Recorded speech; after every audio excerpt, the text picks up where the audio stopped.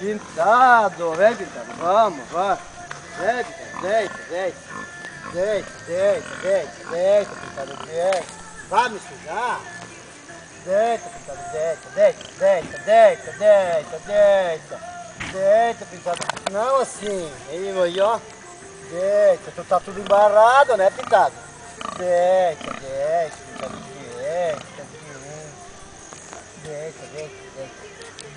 deita. Olha lá lambendo pintado. Lambendo pintado.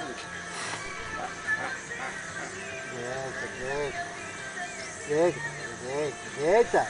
Já para aí, não quer mais.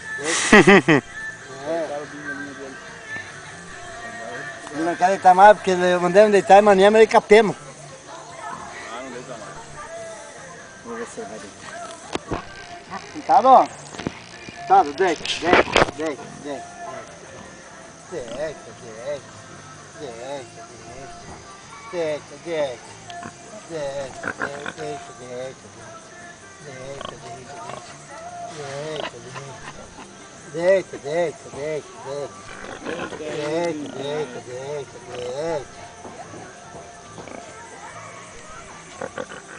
Levanta a mão, levanta essa mão, levanta. Ih, ó, meu. Deita, levanta esse pé. Isso.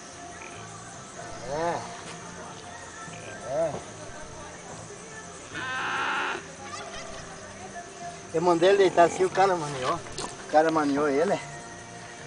Cortou o saco do bicho. E já maniou quando ele quis se mexer, tá maniado. Ixi.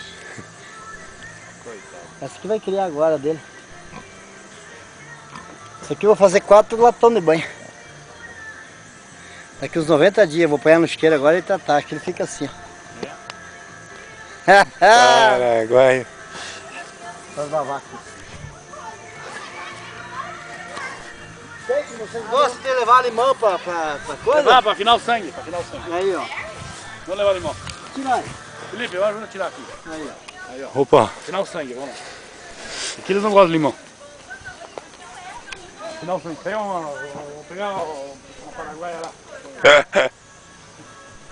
Bota o limão atrás da orelha. Limão tá na orelha? Entramos no Paraguai sem arruda. Ai, traz essa arruda.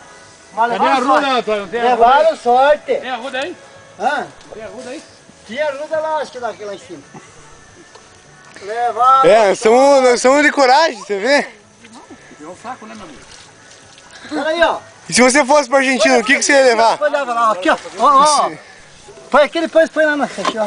Ei, se você fosse pra Argentina, o que você ia levar? Arruda? Eu ia levar a arruda. O que mais? Você tá filmando ele, né, seu Jaguar? O que mais você levava pra lá? Ah, levava. Olha tudo. Aqui, olha. Aí, olha como é que tá aqui. Afinal,